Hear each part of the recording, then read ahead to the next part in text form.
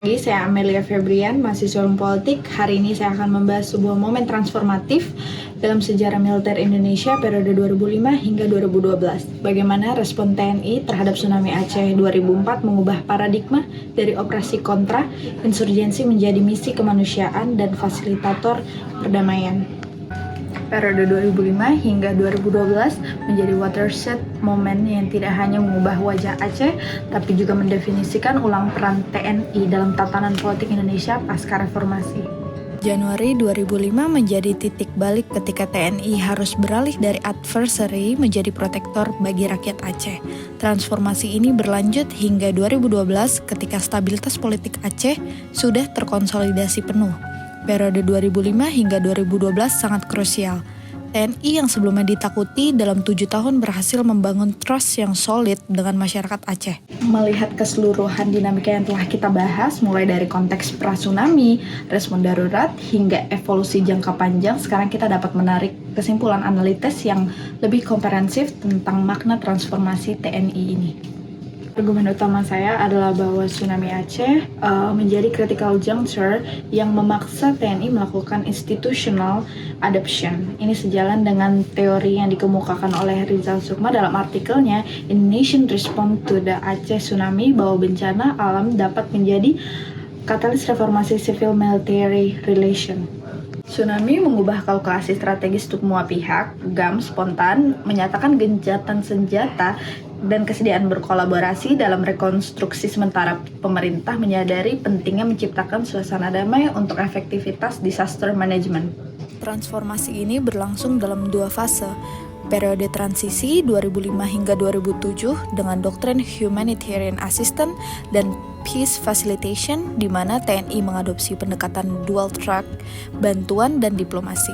Dilanjutkan periode konsolidasi, yakni 2008 hingga 2012, dengan doktrin community security partnership yang menekankan civil military cooperation. Hasilnya luar biasa, kepercayaan masyarakat Aceh terhadap TNI melonjak dari 23% pada tahun 2005 menjadi 78% pada tahun 2010. Ini membuka jalan bagi perjanjian Helsinki Agustus tahun 2005 dan menciptakan model baru civil military relation di Indonesia. Dampak jangka panjangnya mencakup 4 hal krusial.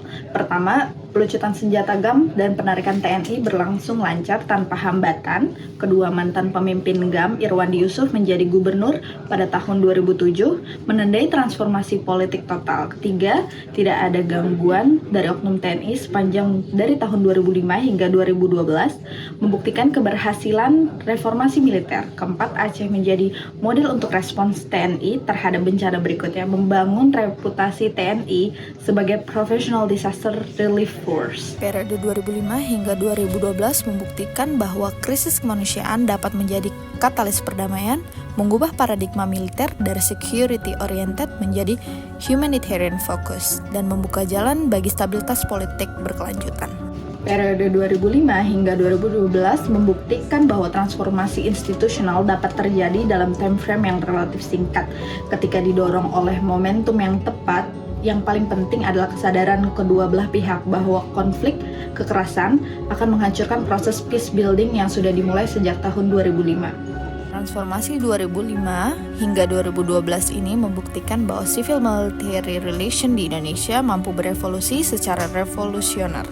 TNI berhasil memposisikan diri sebagai guardian of peace, bukan lagi enforcer of state power. Periode 2005 hingga 2012 memberikan bukti empiris bahwa reformasi militer di negara berkembang dapat berhasil dalam jangka waktu yang relatif singkat.